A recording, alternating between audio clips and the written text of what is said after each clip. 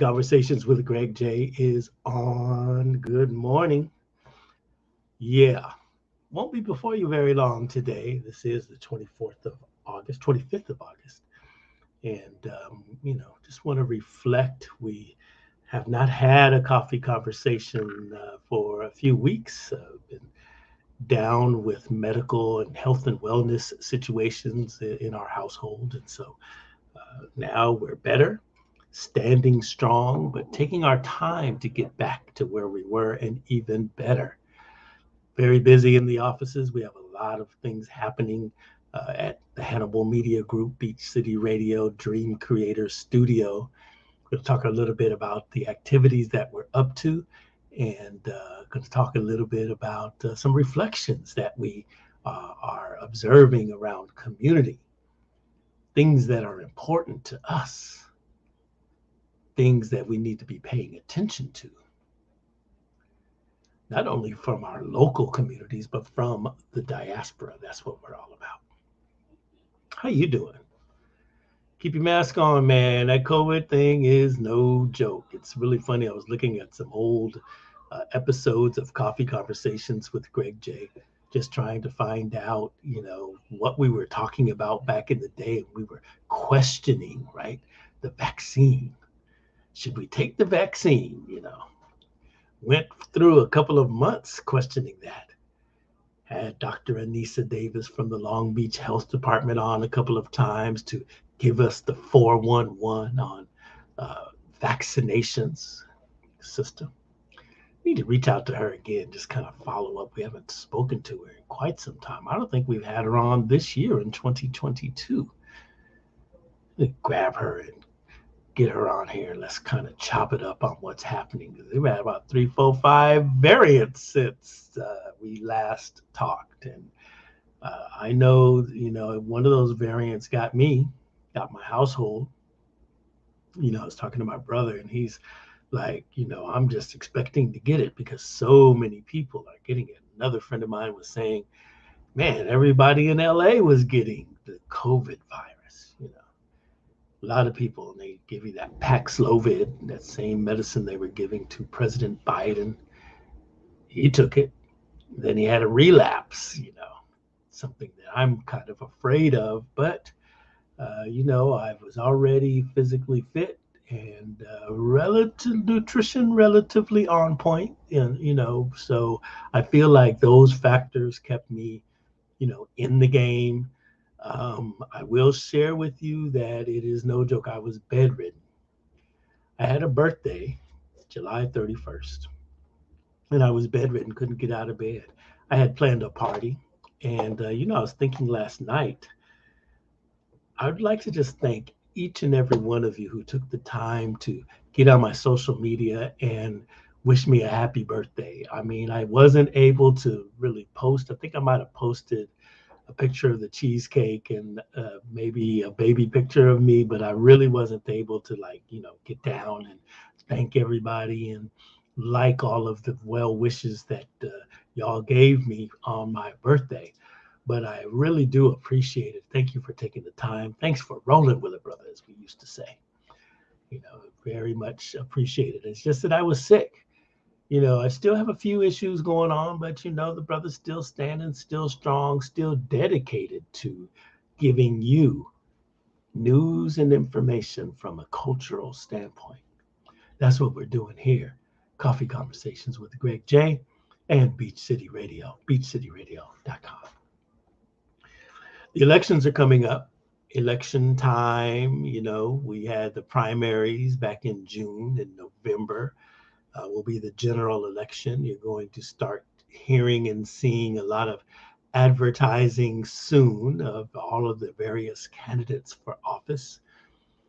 Locally, local politics matter. For me, we support Rex Richardson for mayor of Long Beach. We support Karen Bass for mayor of Los Angeles.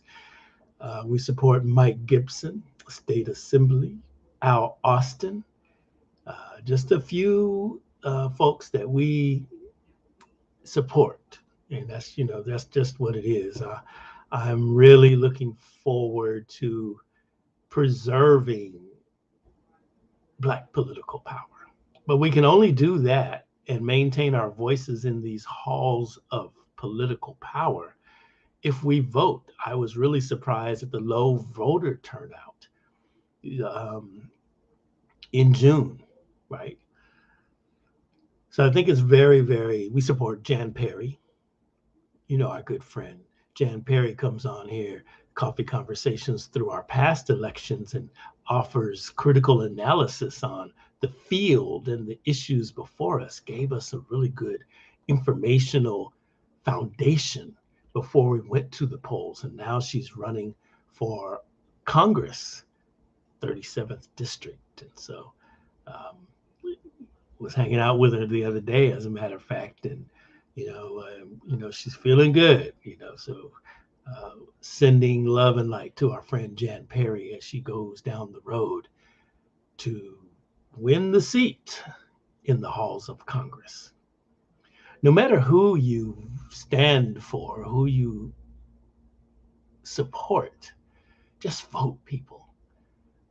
For people of color, I mean, it's a cliche now, but it is true. It's the fact that people died and struggled and protested and lifted up and sacrificed just for your right to vote.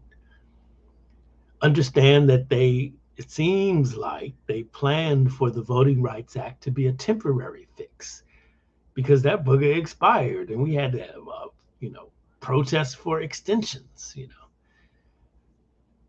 So voting is important. Teach your young people to vote. Young people, get out there and vote. It's an important time now in the legacy of this country, the United States of America. We're seeing the right wing just lifting their head, and people want to go back to how it was. Well, you know what? How it was is unacceptable. And so, in order for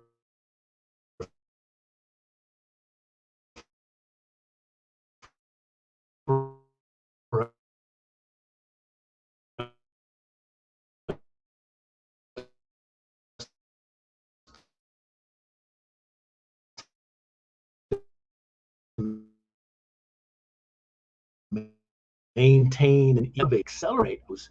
Um, that's what I'm doing. Hope you do the same. Hope you go out and vote. We'll be talking about this a little bit more as time goes on, giving you the important dates. I'm really curious about this. Are you seeing the advertisements, Prop 27? So, it's funny. Last two times I was in Las Vegas for conferences, I was noticing the push towards online betting, bet through the app, and everything. Technology has hit Las Vegas. Technology has hit gaming, and so apparently it's affecting the tribes, the Indian tribes. I think Indian casinos, is the best form of reparations, you know, um, for those people.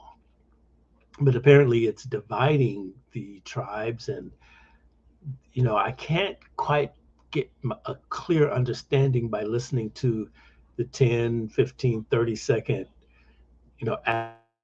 advertisement. So I'm going to study it and then maybe even reach out. I have some friends in the San Manuel Band of Indians and all of that, and I'd like to hear from our Native American family to find out, okay, what is the big hubbub behind Prop 27? Should we vote no? What does our no vote mean?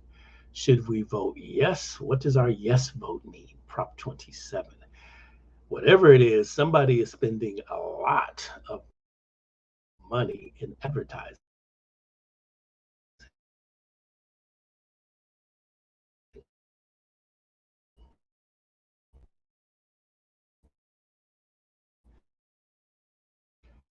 And so again, those advertisements, I feel like so hip hop music, right? A lot of Went to the Tupac exhibit down at LA Live the other day, and very, very profound experience, totally immersive, interactive. It's up until September 5th. I would encourage all of you music heads to go. I would go ahead and require all my hip hop heads to go. It is a very, very fascinating exhibit on the life of Tupac Shakur. It's exhilarating. You're going to be in there for hours. It's really, really phenomenal. One of the sections that touched me deeply was like the beginning section when he is basically talking about his mom and how she raised him. Afeni Shakur was a Black Panther. So there's a lot of memorabilia, a lot of uh, newspaper headlines. She was one of the New York 21. We'll have to bring one of our academics on in future coffee conversations to talk about that piece of history. But, this time I was struck deeply in my heart that that was my youth. I wore the Free Huey button to junior high school in San Diego, California. Angela Davis. I was struck deeply by all of the imagery and the artifacts that they showed there and the narratives of how Afeni Shakur poured into her baby boy about the struggle. It reminded me of my mom. And I'm going to tell you, my parents were together, no doubt. My father was a seagoing sailor. And so oftentimes he would be out on those ships sailing the seven seas. And as I was watching and walking through this part of the Tupac Shakur exhibit, I was like, man, what pressure and worries mom you must have had raising two boys in this time. It's a turbulent time, 60s and 70s. You know, there's a war going on over there in Vietnam. The guys that were older than me in the neighborhood, they were getting drafted. Guys were getting drafted and have to go into the military, and then some didn't make it back. It's just so many, many thoughts and emotions as I went through that exhibit, Tupac Shakur. There's a lot of conversation around me right now about hip hop, and for a number of different reasons. And I'm reflecting deeply on how hip hop music or rap music, which is part of hip hop culture, but rap music. Um, well, let's take one step back. I will talk about hip hop, how hip hop in the music, in the artistic expressions, you have all of these beautiful murals all around Long Beach and maybe in the city where you may be listening. In Long Beach, California, murals are a big deal. You see, whole sides of walls painted with beautiful art. There's a big project coming into town called Long Beach Walls. It used to be called, I can't remember the name of it, but Long Beach Walls is coming, and I guess they're taking over the city to paint walls. Well, this art form is birthed out of the graffiti art movement, a part of hip hop culture. Isn't it funny how hip hop culture, graffiti art, is now a serious element of art? Jean-Claude Basquiat was a graffiti artist in New York City. And now is his art, may he rest in peace, but his art is the most expensive art ever in the history of art. This is really, really something. And then all around our communities, we see these beautiful expressions of artistic work on, buildings in the city. Now, I think it's an interesting discussion to have. There are some in Black communities who look at this type of public art as, graffiti, because they still remember the damage done, in the hood. Is, hey, graffiti is graffiti, right? But they categorize it with that negative graffiti that we see in our communities, refusing to expand the mind and say, hey, you know what? Some of this stuff, a lot of this stuff, most of this stuff is art. It's an interesting discussion. We'll probably explore that deeper in some of our content that we produce here at the Dream Creator Studio, because I think it's just a profound discussion to have, right? But rap music, You cannot say rap West Coast without including Long Beach in that discussion. Same with Inglewood, Compton. It's so funny that knowing that, and as an industry executive, right, being around the music from the beginning when it first began to emerge. When I first moved to Long Beach after semi-retiring from the radio station and moving from LA proper Inglewood down to Long Beach, it just never dawned on me, silly me, but that just hit me like a light of bolting that Long Beach is Compton adjacent. So no wonder Compton and Long Beach together, right? Is just really, really an incredible realization for me, when I reflect on the music and the pop culture, because I am an observer and a student of urban Black culture, the history of our music from the time we arrived here on slave ships all the way to now. Excuse me. I have a deep, deep appreciation and a deep history of our music and the path that it has taken from Africa all the way into our present day consciousness. But when we begin to look at regions, right, because hip hop is, or rap music is very regional, you look at, Chicago hip hop, New York, the birthplace, of course, West Coast. When you begin to talk about West Coast, you say Long Beach, Los Angeles, Compton, Inglewood, right? Northern California has its own hip hop scene, the hyphy movement.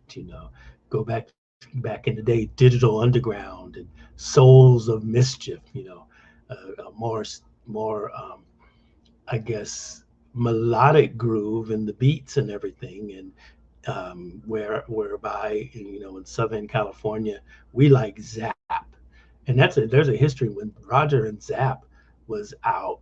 Um, that was the funk. That was what we really liked in our communities. I know in San Diego and LA, in the record stores, Zap, our Latino brothers and sisters.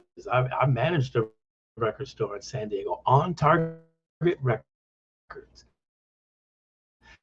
And one of the stores that I was given to manage was right in Logan Heights. And my Chicano brothers and sisters, man, if I didn't have Zap in there, I was not making sales for that day. You had to keep it in there.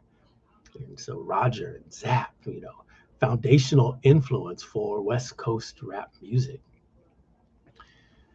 I remember the birth of rap music and how it grew. I was a founding member of the Committee for Excellence in Black Music, along with my friend Jerry Davis. What up, Jerry, if you're watching? He, at that time, was the director of Black Music at ASCAP.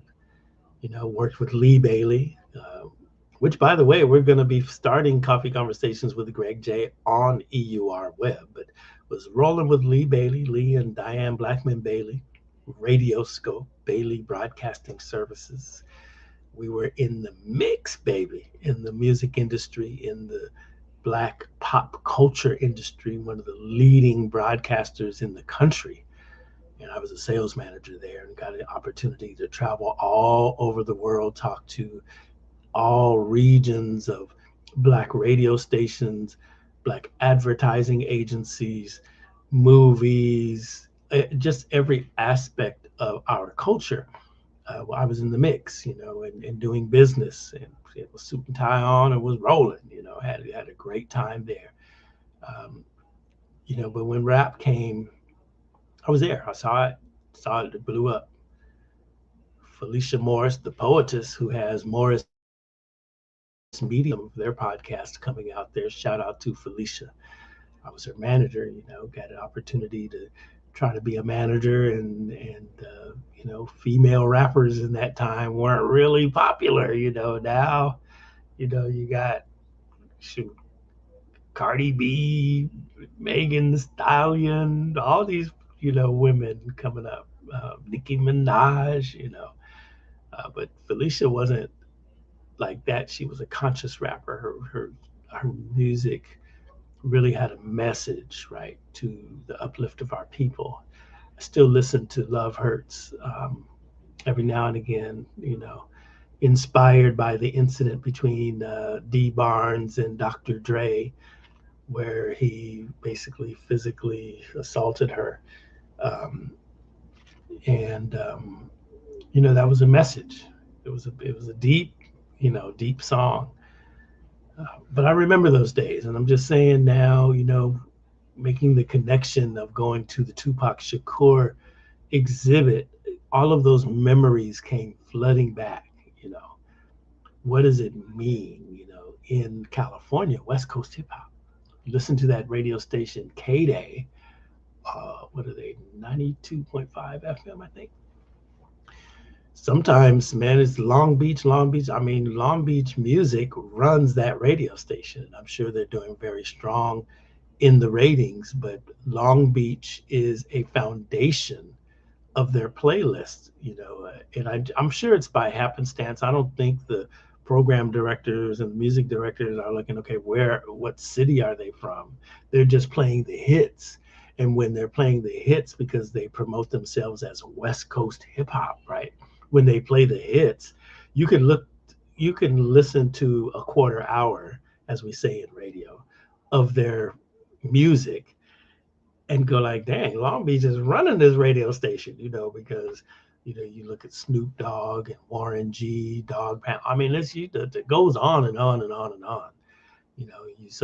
Just going to say that when you speak of hip hop, when you speak of rap music, West Coast rap music, Long Beach is one of the main chapters in that book. That's what I got to say. We'll have to have a couple of little panel discussion or something on this subject.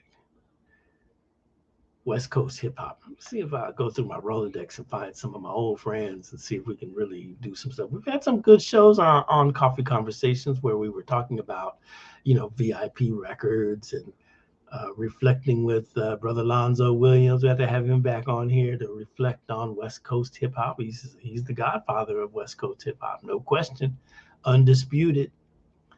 You see Eve After Dark at the Super Bowl performance? Look at that, so funny. Hip hop, yeah.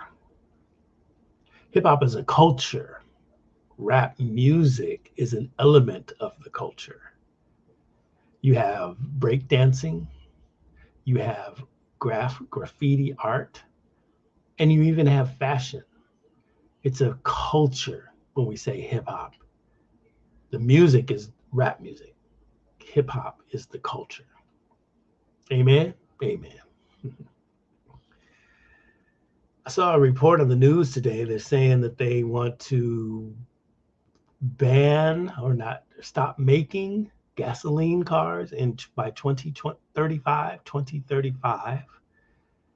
And I know we're moving and, we're seeing the results of climate change. I mean, I'm hearing that discussion become more and more, just in casual discussion, because we're seeing crazy weather, fires everywhere. Stuff is just bananas. It's not like how it used to be, right? The seasons and all of this. And we're recognizing that climate change is here. Before you were denying climate change, like Trump, you got to admit it's here now. We're struggling for, more sustainable and more green existence in our workplaces, in our homes, in our neighborhood, in our communities. And I suppose the electric car is going to be a major contributor to a more sustainable and more green environment. Okay, we're going to move to electric cars. Will I be able to plug my car in my community? What is being done or planned for infrastructure, right? You got to have charging stations everywhere. Will they miss the boat in providing charging stations in Black and brown communities? If we go back to the expansion of broadband, the fiber, the stuff that allows you to receive your cable, get now 5G and all this here. When they began to build out that infrastructure, certain parts of Black and brown communities were left out omitted in the installation of, the fiber. I'm a witness to that because when I was a broadcaster, when I worked at the radio station, one of my duties was to set up the live broadcast when the air personalities would go out into the field, into the community, and do their shows live on the air. I would have to intersect with the phone company and engineers and all of that to make sure that we had the proper connectivity to the radio station so that the broadcast was crystal clear on your radio. Well, I learned that in certain parts of town, black and brown communities, it was a challenge to mount a crystal clear broadcast because the fiber wasn't there. We were able to pull it off, but I got a few war stories where we really had to be creative in how we were building out the circuitry, the connectivity to the radio station. Why? Because that region of South LA, of Inglewood, Compton, of our black and brown communities did not have the adequate infrastructure under the ground. The fiber wasn't there. The broadband wasn't there. And it was always really interesting to see and talk to people in the phone companies, especially if you got a person, your rep at the phone company, if they were a black person, and they could really tell you the history. Like, yeah, this the wires under the ground here are crazy old, because they did not do the work that was required to expand the technology into our communities. I think that was elevated when we first went into the COVID pandemic and your children needed to, go to school at home and, you had your laptop and your iPads and, we found that, hey, internet access was a challenge in some communities. That's just a fact. So I hope that as we pivot as a country and new electeds and officials come in, they begin to really consider accessibility for all for the internet, accessibility for all for technology. And this goes for the electric cars. If we're gonna be all electric cars in 2035, will I be able to plug my car in my community? Or am I gonna have to drive, miles away in order to get access to the charging station? I know that GM, General Motors, is really beginning to talk about this and explore this in their corporate structure as they look forward, right? And I think I'm going to reach out to them and see. I know there's a sister that's over that program where they're trying to make sure that municipalities and all that are um, considering what needs to happen in order to make sure that accessibility to the charging stations are there in black and brown communities. It's a notion, and sometimes maybe we feel, what I'm saying, is like we might take it for granted, but we got to charge them boogers up, right? We got to charge them up, and so I'd love to see, a little attention paid to our communities as we move towards a cleaner and more sustainable society. Clean cars.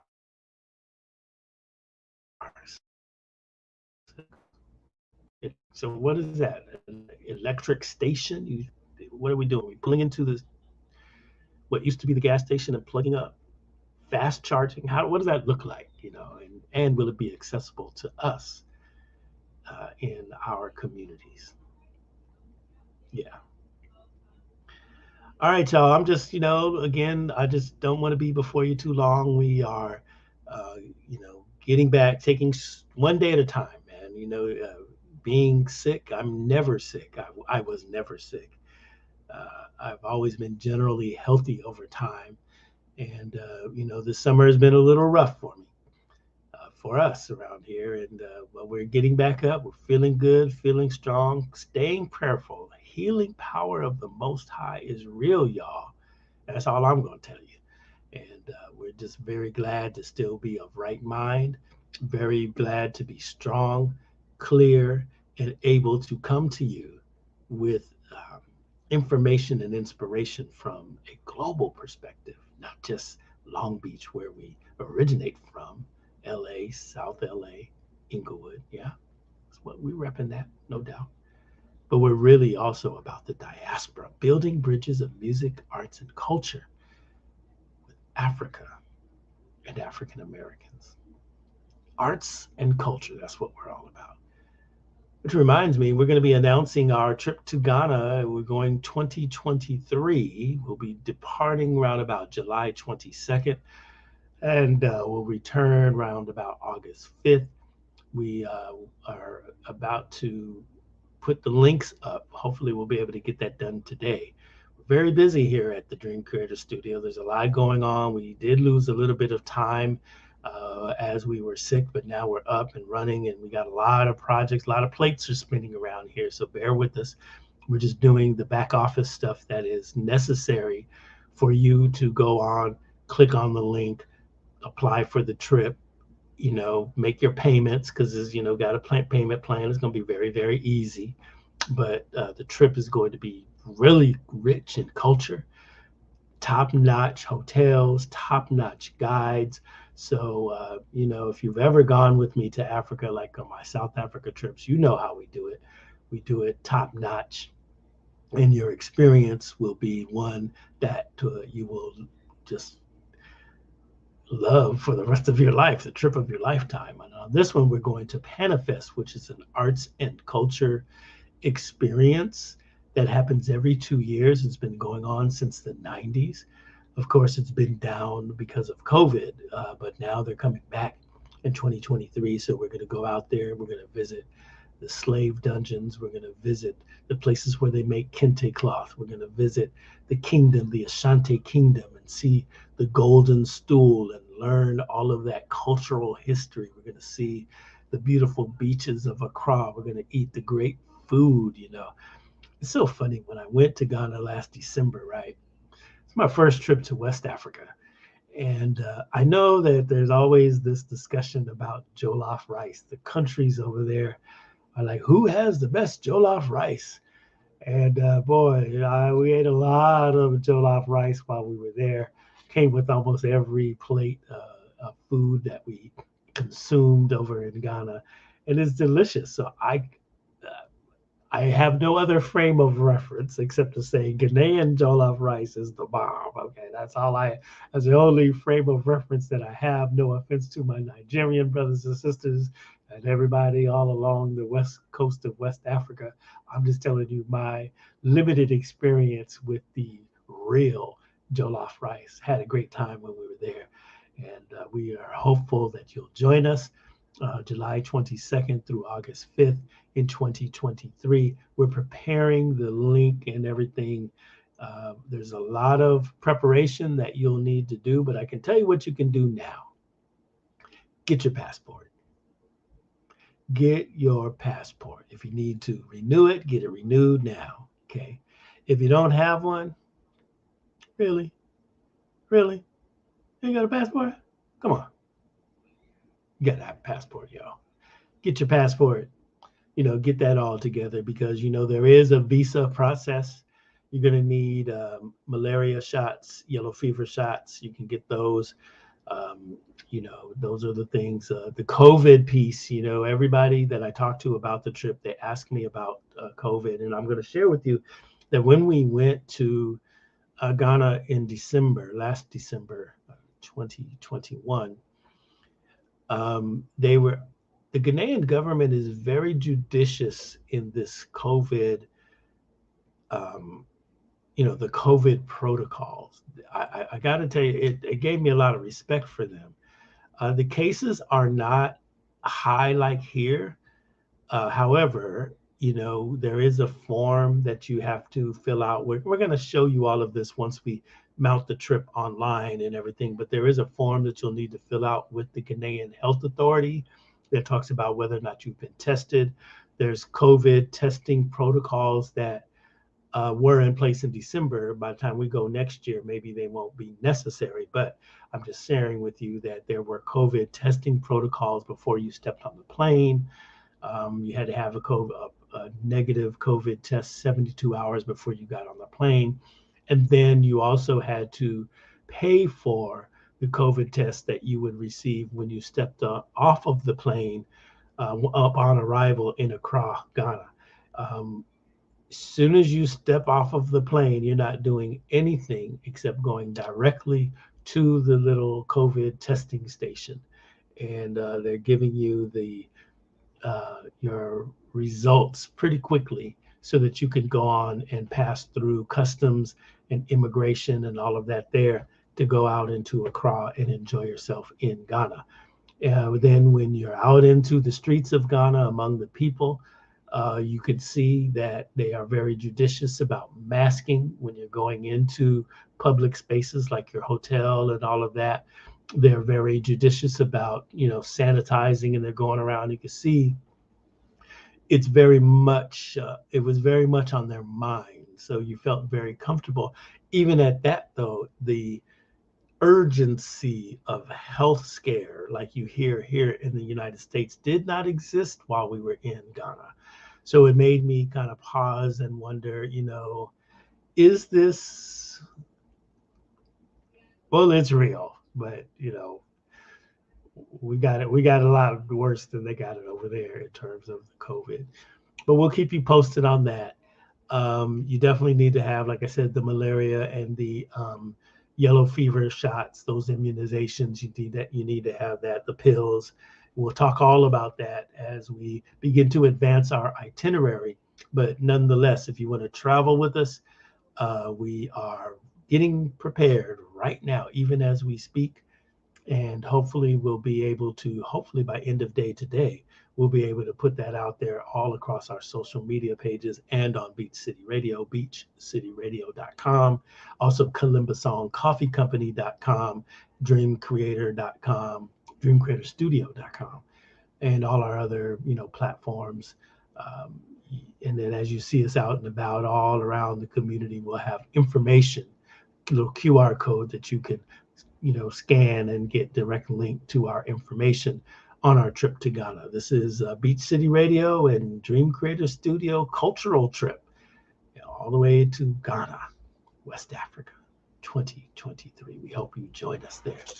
Some people have been asking me about our trips to South Africa. We are actually very seriously working towards a 2023 trip to South Africa as well. We don't have all of the pieces lined up there quite yet, but we're getting there. We're ready to go on Ghana, though, a different and new experience for us. We are going to do the best that we can to make your experience really, really awesome, really, really impactful, and really inspire you to contemplate your roots. It's something. The experience in Ghana is really, really something. We'll do all the cultural stuff. Yes, we'll also do some Afropolitan stuff. The current, the contemporary. I know one thing. We're gonna go to that 2+233 Jazz and Bar Grill. That jazz bar and grill. That place is popping, and the music is really, really great there. We saw our good friend Rocky Dawuni there when we were there before, but the music is good, the food is good, just vibes, right? It's just off the chain, and this is the modern, African way, the city. You're going to see all of that. Beach City Radio and Dream Creator Studio presents Culture Trip. That's what we're doing. All right. All right.